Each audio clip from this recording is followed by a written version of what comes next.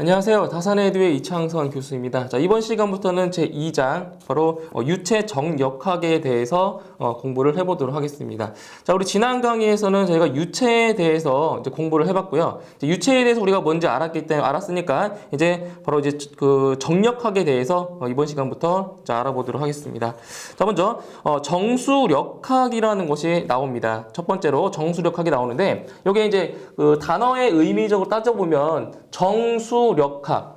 자, 정지되어 있는 물. 자, 정지되어 있는 물에 관한 역학을 다루고 있는 학문이 바로 정수력학이라는 거예요. 그러면 정지하고 있는 물, 즉 정지하고 있는 유체에 대한 힘, 유체에 대한 힘에 대한 학문을 바로 정수력학이라고 하는 거죠. 그럼 여기서 정수력학의 반대가 뭐가 될까요? 정수력학의 반대는 바로 동수력학이 되겠죠. 움직이는 유체에 의한 힘에 의한 학문, 그죠? 그래서 이번 시간은 정수력학에 대해서 공부를 해볼 겁니다. 그럼 여기서 정수력학을 얘기하기 전에 먼저 대기압이라고 하는 것을 이제 아셔야 되는데, 자, 표준 대기압을 먼저 설명을 드릴게요. 표준 대기압.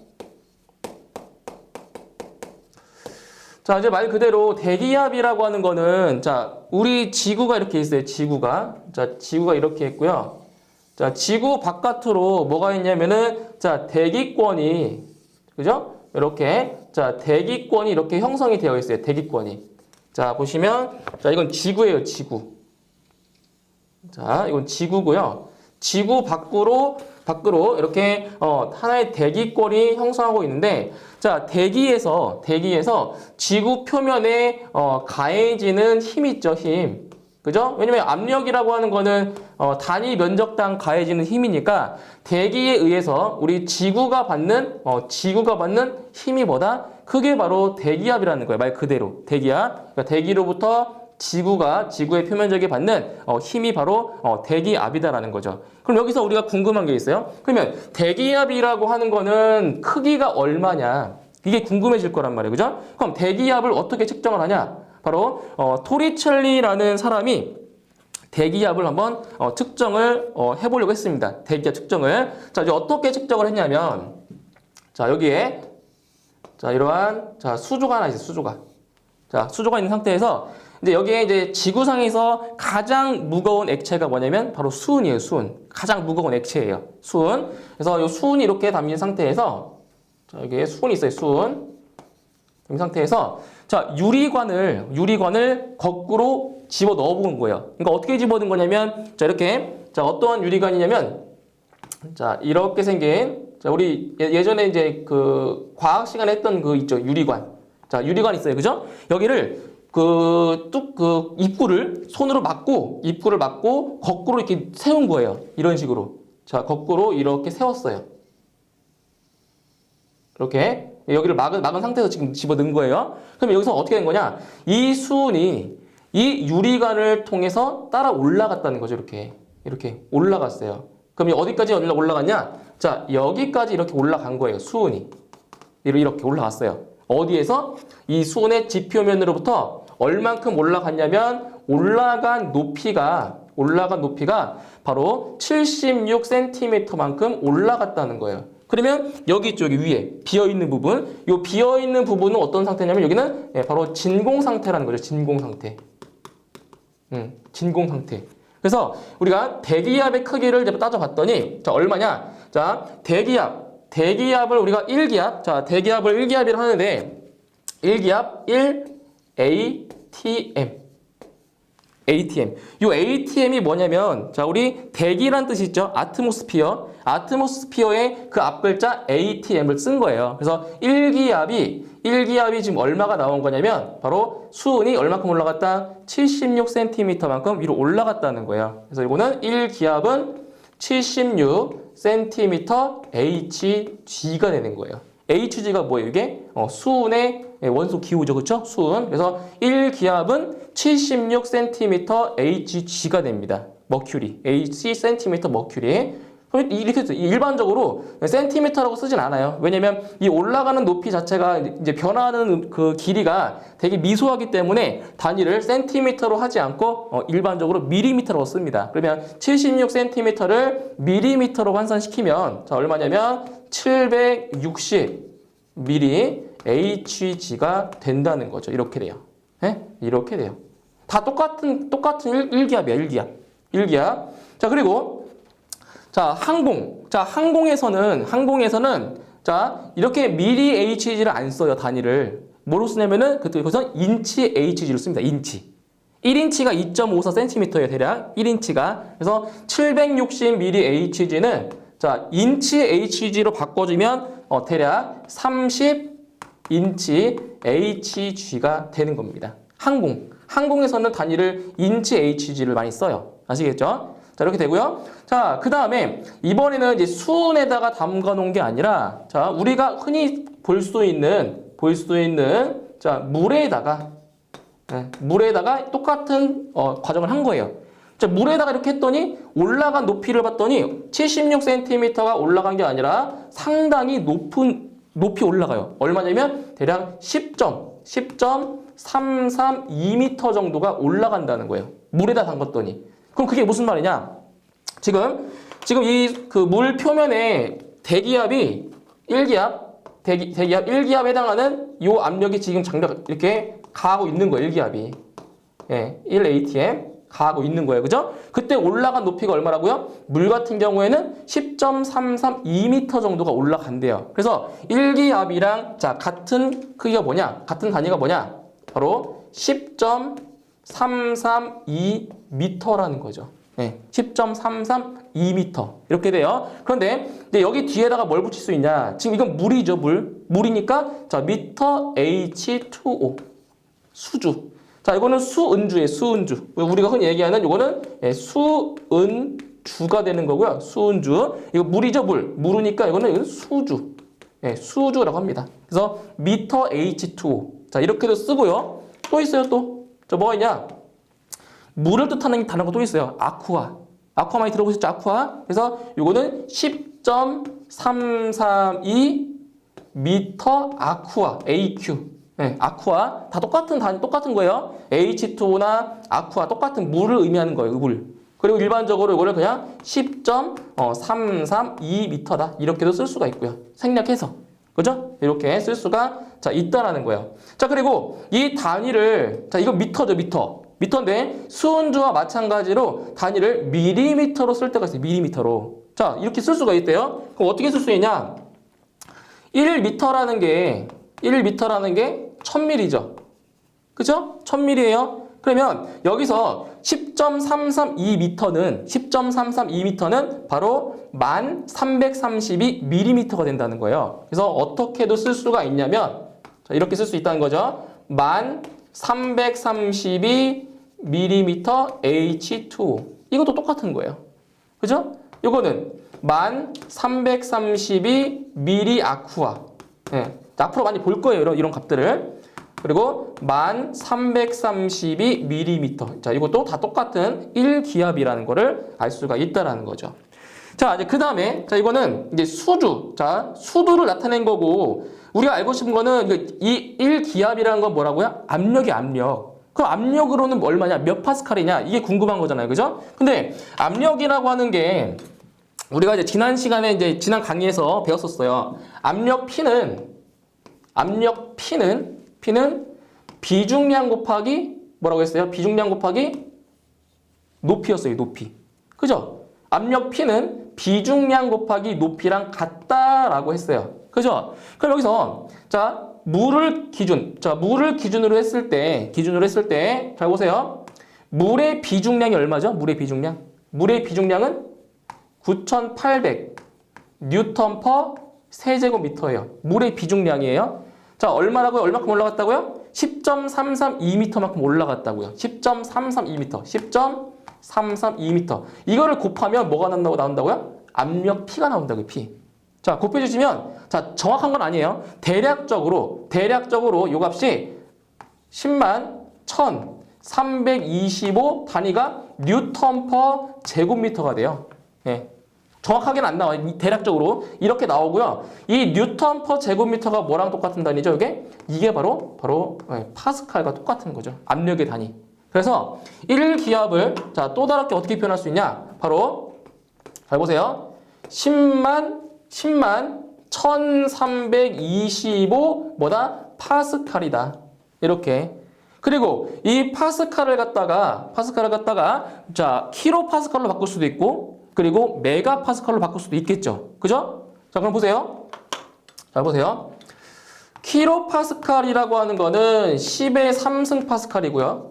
그쵸? 그 다음에 메가파스칼이라고 하는 거는 10의 6승 파스칼이에요. 이거는 이제 알고 계셔야겠죠. 기본적으로. 자, 그러면 10만 1325 파스칼이라고 하는 거는 이거를 자, 파스칼을 킬로파스칼로 바꿀 거예요. 그럼 얼마가 될 것 같아요? 바로 101.325 킬로파스칼이 된다는 거죠. 그렇죠? 이렇게 앞으로 세 칸을 가면 돼요. 그 다음에 메가파스칼로 바꾸고 싶다. 메가파스칼. 메가파스칼은 10의 6승 파스칼이니까 이거 얼마가 된다? 0.101325 메가파스칼이 된다는 겁니다. 다 똑같은 1기압이에요. 다 똑같은 1기압. 자, 이제 그 다음에 이제 뭘로 바꿀 거냐? 자, 압력의 단위에 뭐가 있냐? 바, BAR. 자, 바라는 단위가 있어요. 자, 이 바와 파스칼의 관계가 있는데, 자, 보세요. 자, 1바가 얼마냐면, 1바는, 자, 보세요. 1바는 10의 5승 파스칼이에요. 아시겠죠? 1바가 얼마라고요? 1바는 10의 5승 파스칼이에요. 10의 5승 파스칼. 그러니까 파스칼의 몇 배? 10만 배. 그게 1바라는 거예요. 바. 그러면서 어떻게 쓸 수 있냐? 10만 1325 파스칼은 얼마냐? 대략적으로 1.013 바라는 거죠. 바. 그러니까 여기에다가 얼마 곱하면 10만을 곱하면 이게 나오잖아요. 그죠? 그래서 1.013 대략적으로 1.013 바라는 거예요. 1.013 바. 그리고 여기다 이제 여기서 미리. 자, 미리를 붙이면 1013 미리바가 되는 거죠. 미터바 아니에요. 미리바예요. 미리바. 네, 미리바. 이렇게도 나타낼 수가 자, 있다라는 겁니다. 이렇게. 자, 이제 마지막 하나만 더 할게요. 자, 이제 시험에 이런 것도 나오요. 이런 것도. 자, PSI. 자, PSI도 자, 압력의 단위인데 이거는 뭐냐? 파운드 퍼 스퀘어 인치라는 거예요. 파운드 퍼 스퀘어 인치라고 해서 PSI는 파운드. 자, LB 파운드 퍼 인치의 제곱이다. 이게 PSI라는 거예요. PSI. 그래서 1기압은 대략적으로 얼마냐면 14.7 PSI가 되는 겁니다. 14.7 PSI 이렇게 돼요. 아시겠죠? 그래서 문제가 나와요. 자, 다음 중에서 1기압이 아닌 게 뭐냐? 다음 중에서 1기압과 같은 게 뭐냐? 이렇게 문제가 나온다고요. 그래서 이것들을 다 알고 계셔야 됩니다. 그리고 이거는 실질적으로 실기 시험에서 계산 문제 할 때 이 내용을 알고 있어야 풀 수 있는 문제가 상당히 많이 출제가 되고 있기 때문에 이 내용을 반드시 암기는 하고 계셔야 됩니다. 아시겠죠? 이게 바로 대기압의 1기압. 자, 그 다음에 보시면 유체에 작용하는 자, 압력의 자, 원리에 대해서 한번 보도록 할게요. 자, 보세요. 두 번째. 자, 두 번째는 유체에 작용하는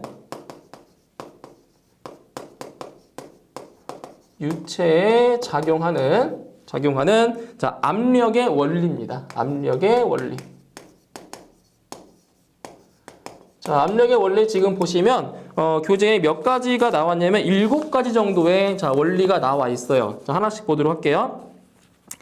자, 첫 번째, 유체의 압력은 유체와 접촉하는 벽면에 언제나 수직으로 작용한다는 거예요. 자, 무슨 말이냐면 자, 용기, 자, 이렇게 생긴 용기가 있다라고 할게요. 이런 용기가. 자, 여기에 이제 어떠한 유체가 이렇게 채워져 있어요. 유체가 요 안에 들어 있는 거예요. 그러면 이 유체 안에서의 압력은 이 유체와 접촉하고 있는 면에 어떻게 작용한다? 항상 수직으로 작용한다는 거예요. 수직으로. 어떻게 작용한다? 압력은 이렇게 항상 벽면과 수직으로 압력이 작용한다는 건데 그 압력의 크기는 똑같아요. 수직으로 이렇게 수직으로 작용한다는 겁니다. 항상 수직으로 작용한다는 얘기예요. 그 다음에 두 번째, 정지 유체 속에 있는, 그러니까 움직이지 않는 거예요. 정지 유체 속에 있는 한 점에 미치는 압력의 크기는 방향에 관계없이 항상 뭐하다? 일정하다라는 거고요. 그 다음 세 번째, 밀폐된 용기 속에 유체에 압력을 가할 경우 그 압력은 유체 내의 모든 부분에 그대로 전달된다. 그러니까 뭐 압력이 뭐 커지거나 작아지지 않고 압력이 그대로 전달된다는 거예요. 이 한 점에 대해서, 만약에 이 한 점에 대해서 모든 방향으로 동일한 크기의 압력이 바로 그대로 전달이 된다라는 얘기예요. 그 다음 네 번째, 개방된 용기에 담겨있는 액체의 압력은 액체의 깊이에 비례한다. 자, 이건 무슨 말이냐면, 자, 여기서 우리 식을 하나 보시면 돼요. 자, 압력 P는 감마 곱하기 H라고 했죠. 감마 H. 감마는 비중량이 되는 거고요. 그럼 비중량이라고 하는 거는 뭐다? 비중량은 밀도 곱하기 중력 가속도라고 했어요. 그죠? 비중량은 밀도 곱하기 중력 가속도예요. 자, 그래서 압력 P는 rho GH다. 그죠? rho GH. 그리고 압력은 단위 면적당 가해지는 힘이다. 자, 이렇게 설명했었어요. 그죠? 그럼 보시면 액체의 압력. 자, 압력은 뭐에 비례한다? 바로 밀도에 비례한다. 그죠? 압력과 밀도는 뭐예요? 지금 비례 관계에 있는 거잖아요. 그러니까 밀도가 커지면 압력도 커진다라는 얘기예요. 비례한다. 그 다음에 다섯 번째, 개방된 용기에 담겨있는 액체의 압력은 액체의 밀도. 자, 밀도에 비례한다. 자, 네 번째 얘기했던 게 깊이를 얘기해 주는 거고요. 그리고 다섯 번째 얘기했던 게 이제 밀도를 얘기하는 거예요. 밀도. 어차피 밀도가 커지면 커질수록 압력 커지고요. 그리고 깊이가 깊어질수록 압력이 커진다라는 거죠. 자, 무슨 말이냐면 자, 이 그림상에서 자, 여기가 지금 A라는 지점이라고 할게요. 자, 여기는 B 지점이라고 할게요. 그러면 A, B 중에서 자, 어느 점에서의 압력이 클까요? 어디가 더 크겠어요? 당연히 B에서의 압력이 크다고요. B에서의 압력이 A에서의 압력보다 B에서의 압력이 더 크다고요. 왜? 수면으로부터의 그 깊이가 더 깊잖아요. H. 그죠? 비례한다는 거예요. 그래서 그 물속에 더 깊이 들어가면 들어갈수록 그만큼 많은 압력을 더 받는 거예요. 아시겠죠? 그래서 깊이, 수면으로부터 들어간 깊이가 더 깊을수록 큰 압력을 받는다라는 거. 그래서 비례한다라는 거죠. 비례. 자, 그 다음에 여섯 번째, 용기의 밑바닥에 작용하는 유체의 압력은 용기의 크기나 모양에 상관없이 뭐하다? 일정하다라는 거죠. 일정하다. 자, 이게 무슨 말이냐면은, 자, 여기에 지금 지면이 이렇게 있어요. 자, 지면이 지금 이렇게 있고요. 자, 용기의 크기나 모양에 상관없다고요. 자, 어떻게? 자, 하나는 이렇게 생긴 용기고요. 뭐 하나는 뭐 이렇게, 하나는 교재에 나온 것처럼 이렇게 생긴 용기고요. 또 어떤 용기는 이런 식으로. 자, 이런 식으로 이제 용기가 있는 거예요.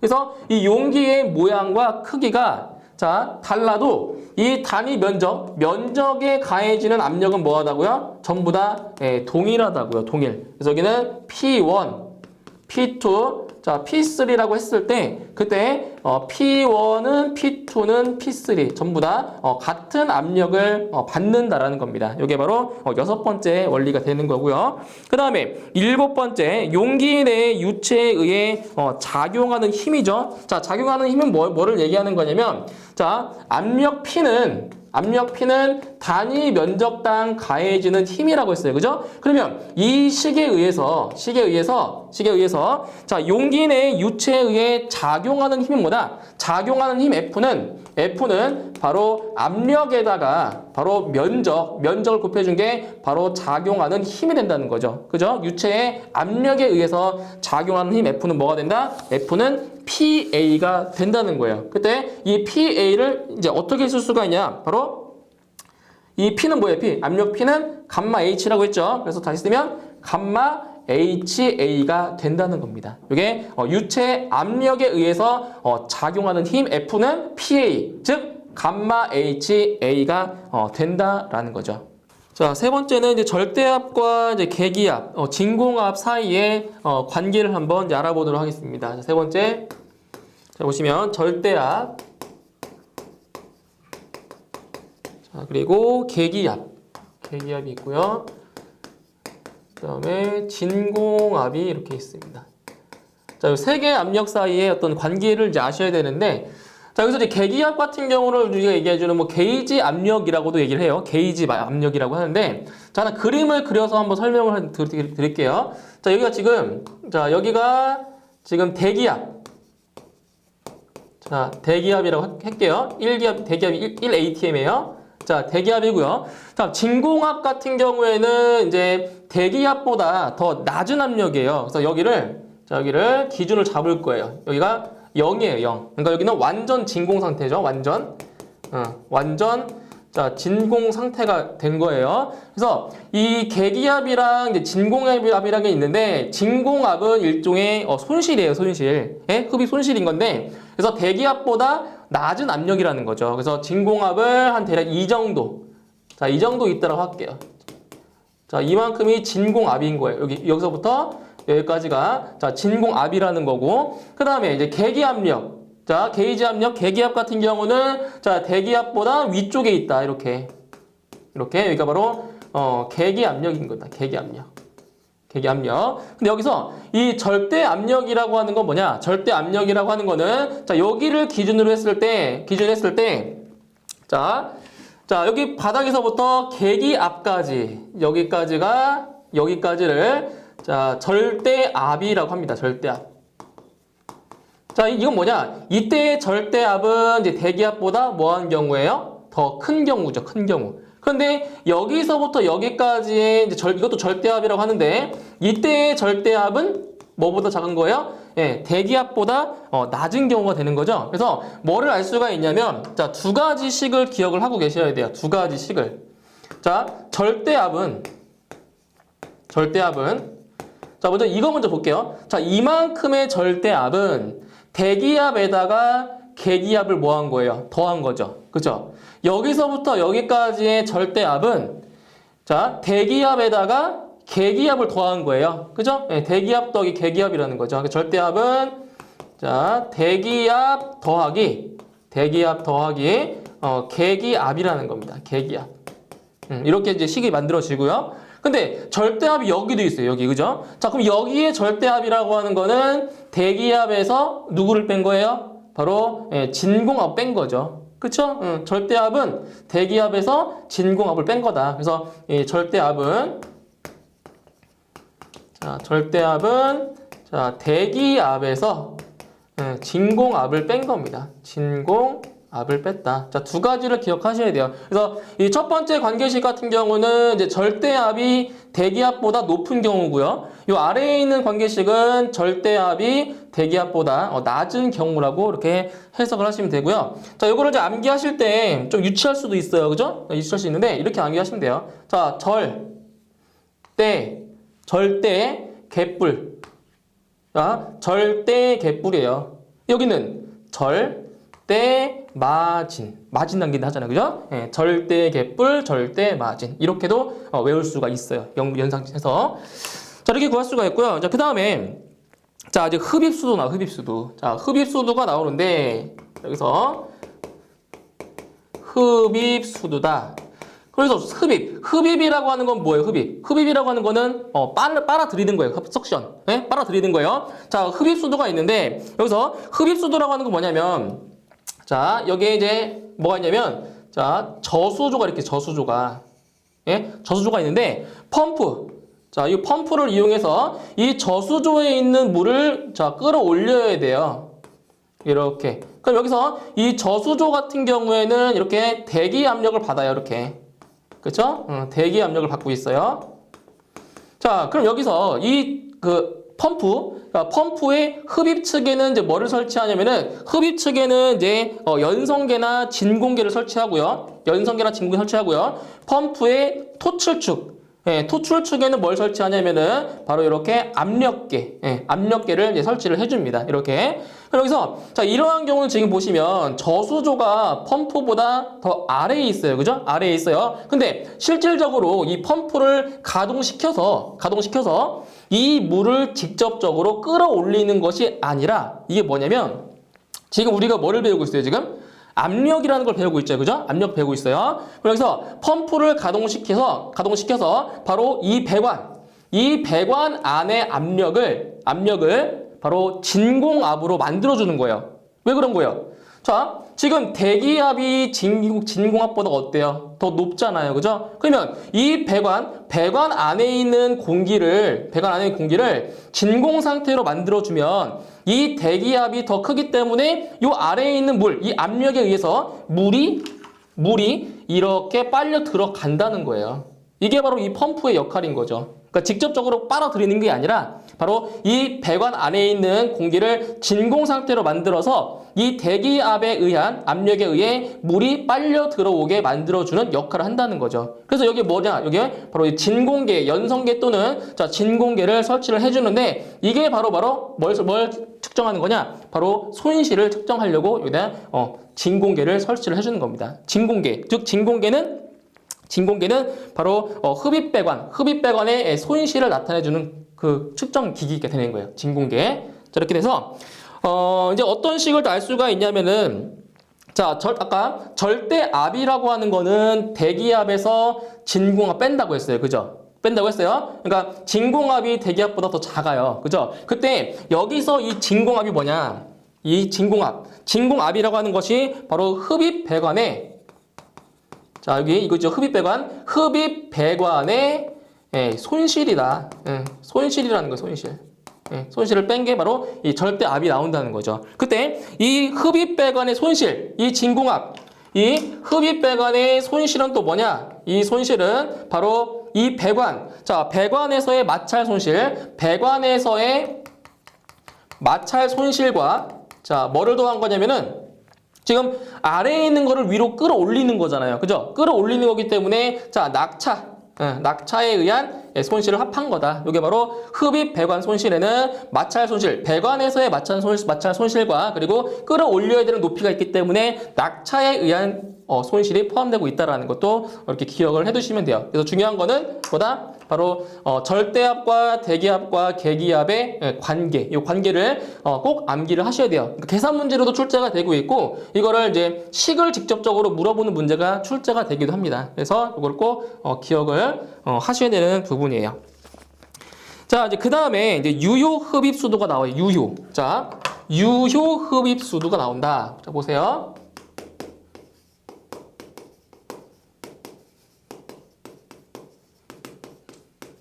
자, 유효 흡입 수도를 자, 영어로 어떻게 쓰냐면은 NPSH.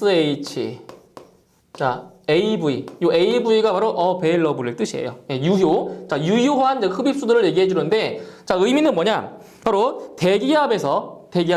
대기압에서 펌프 흡입 측에서 발생하는 각종 손실. 그죠? 펌프의 흡입 측에서 발생하는 각종 손실을 감하고 유효하게 펌프에 흡입되는 수도를 갖다가 유효 흡입 수도 NPSH-AV라고 해주는 거예요. 그래서 주변 설비가 펌프의 중심부로 공급이 가능한 최소의 절대 압력 수도를 바로 유효 흡입 수도라고 해주는 겁니다. 그럼 여기서 유효 흡입 수도를 구하는 공식이 또 나와요. 공식.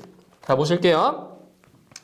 자, NPSH AV 유효 흡입 수도는 어떻게 계산하냐? 바로 대기압 환산 수도, 대기압, 그죠? 대기압에서 빼는 거예요. 대기압 환산 수도 빼기 그 다음에 HV는 바로 포화 증기압 환산 수도예요. 자, 빼기 그 다음에 HF. 자, HF는 바로 마찰 손실 환산 수도고요. 그리고 플러스 마이너스 여기는 뭐가 들어간다? H.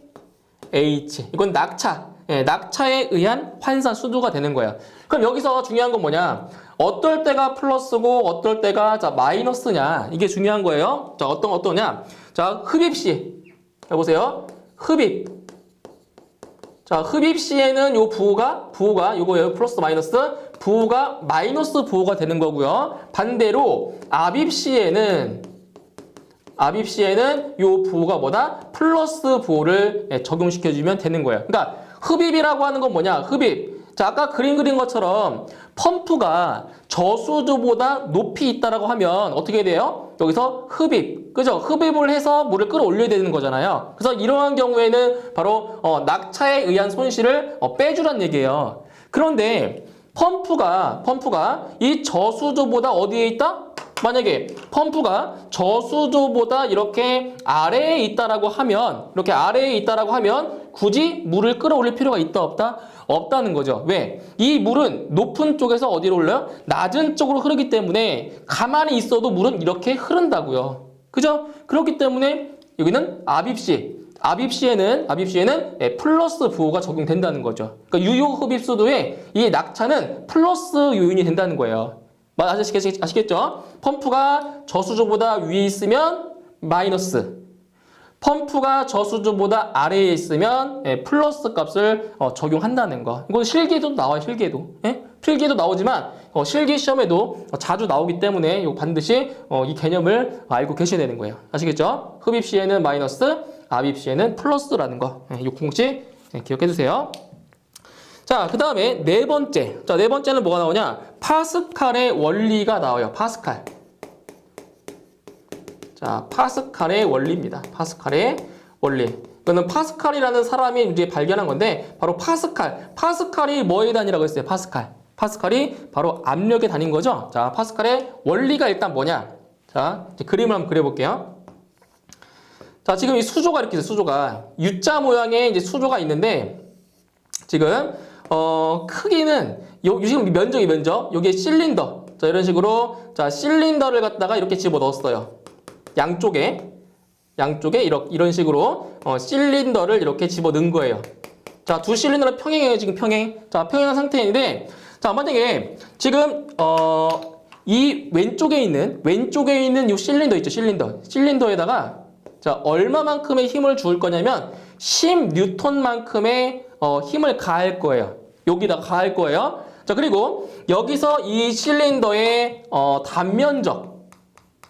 자, 이 단면적을 예를 들어서 1제곱미터라고 한번 가정해 볼게요. 자, 10N의 힘으로 이 피스톤을 눌렀어요. 그리고 이 단면적은 1제곱미터가 돼요. 그러면 여기에서 이 피스톤에 작용한 압력이 얼마일까요? 압력. 네? 압력이라고 하는 거는 단위 면적당 가해지는 힘입니다. 그죠? 가해지는 힘이에요. 그러면 10N만큼의 힘을 가했고 이 면적이 지금 얼마라고요? 1제곱미터예요. 그죠? 그러면 여기서 이 피스톤에 가해지는 압력은 얼마다? 압력은 바로 10이에요. 10파스칼. 그죠? 면적분에 가해지는 힘이니까. 예? 10파스칼이에요. 10파스칼. 근데 이제 우리가 이제 유체에서 압력의 지금 성질을 보면, 자, 지금 여기에서 10파스칼만큼의 압력을 지금 눌렀어요. 그죠? 누르면 지금 이 요 안에는 지금 뭐가 있냐면 유체가 이렇게 채워져 있는 거예요. 유체가 이렇게 채워져 있어요. 그러면 여기서 압력이 주어지면 모든 어느 곳에서나 똑같은 크기의 압력이 주어진다라고 했죠. 그죠? 그러면 여기에 작용하는 압력도 얼마라는 거예요? 압력이 똑같이 10파스칼만큼의 압력이 주어질 거라고요. 여기서 10파스칼이니까 여기도 똑같이 10파스칼이 된다고죠. 왜? 여기가 수평이니까, 똑같은 높이니까. 그죠? 똑같은 높이니까. 자, 그러면 여기서 오른쪽에 있는 부분, 이 단면적을 갖다가 여기 예를 들어서 2제곱미터라고 할게요. 2제곱미터라고. 그러면 얼마만큼의 힘을 얻을 수 있는 거예요? 얼마만큼의? 지금 10파스칼의 압력을 주었어요. 단면적이 지금 2예요. 그러면 여기서 F는 이 식에서 힘은 압력 곱하기 단면적이에요. 자, 곱하라는 거죠. 곱해보세요. 얼마가 돼요? 곱하면 이 위쪽 방향으로 얼만큼의 바로 20N, 그죠? 20N의 힘을 얻을 수가 있다라는 거죠. 그러니까 여기서 10N의 작은 10N으로 힘을 가하면 이 반대쪽에서 2배가 되는 힘을 얻을 수가 있다고, 이렇게. 자, 이게 무슨 원리냐? 바로 이게 수압기. 자, 수압기의 이제 원리가 되는데 우리 실생활에서 어떤 것이 있냐면 우리 그 자동차의 그 브레이크죠, 브레이크. 그 자동차의 유압식 브레이크가 바로 이 파스칼의 원리를 이용해서 적용시킨 그러한 설비입니다. 유압식 브레이크 같은 경우. 그래서 작은 힘으로 큰 힘을 얻을 수가 있다라는 거죠. 이런 식으로. 그죠? 이렇게. 자, 근데 이런 게 있어요. 자, 그럼 여기서 지금 여기는 P1이라고 놨고요. 여기가 이제 P2예요. 이제 관계식을 볼 건데 관계식을 여기가 P2예요. 자, 그럼 P1과 P2는 뭐 하다고요? 압력이 같다고요. 그러면 요 P1이라는 값은 P1이라는 값은 A1분의 바로 F1이 돼요. 그렇죠? 단면적 A1 가해지는 힘 F1이라고 했을 때 그 다음에 P2는 A2분의 뭐가 돼요? F2가 돼버린다고요. 근데 여기에서 P1과 P2는 뭐하기 때문에 같기 때문에 결과적으로 뭐를 할 수가 있냐? 바로 A1분의 F1은 A2분의 F2가 성립을 한다라는 겁니다. 이거예요. 이게 바로 파스칼의 원리가 된다는 거죠. 그렇죠? 이렇게 해서 이 관계식을 좀 잘 기억을 하고 계시면 되는 겁니다. 이렇게 해서 파스칼의 원리까지 이렇게 설명을 드렸고요. 다음 시간에는 이제 출제 예상 문제로 바로 설명을 드리도록 하겠습니다. 네, 수고하셨습니다.